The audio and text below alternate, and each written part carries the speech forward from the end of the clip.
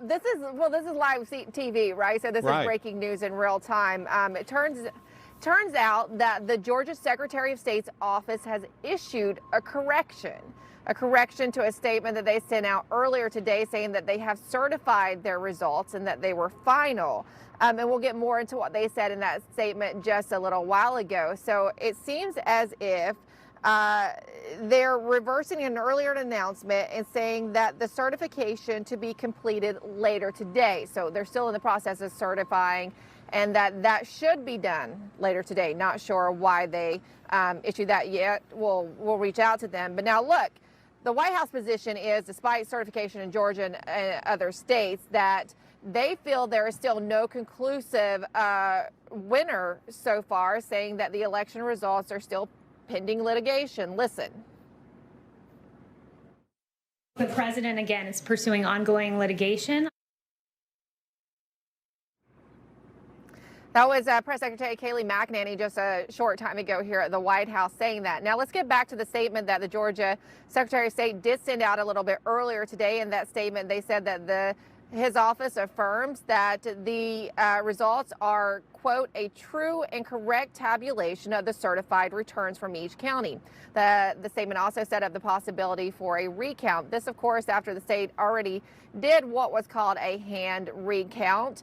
A lot of people had referred to that. Even the Georgia Secretary of State, Brad Raffensperger, had referred to that as an audit. Now, that's not how the Trump team feels about it, and we're probably going to see more litigation from them on that front, calling for a closer verification of signatures and validation of ballots. And a lot of Georgians we talk to actually feel that way. They do not feel that this was in any way an audit that ensures the integrity of ballots. There also was the question of missing ballots that were found, by the thousands in at least 3 different counties during this hand recount.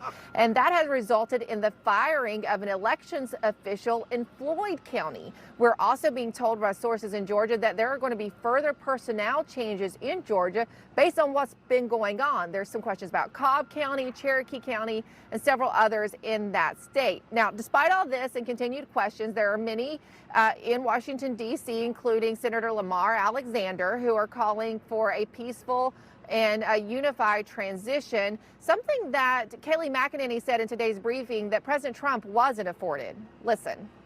A lot about transfer of power in the election, and it's worth remembering that this president was never given an orderly transition of power. His presidency was never accepted. In fact, before his election, we know Crossfire Hurricane was launched by Peter Strzok to pursue baseless allegations about the president's ties with Russia. That's before he was president, trying to subvert the will of the American people.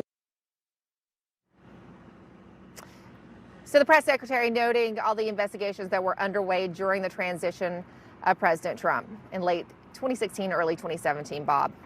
Yeah, and just if folks are just joining us, Emerald, we wanted to let them know that we're getting reports that, and this is very unusual. I mean, usually the process goes, we know Florida was unusual in 2000, okay? We know that took 5 weeks, and that it was, I think, 37 days, came down to 537 votes, something like that. In this case, this process has been really kind of odd. So we had the hand recount in Georgia, and then we had certification today. Now, they sent you something saying that, correct?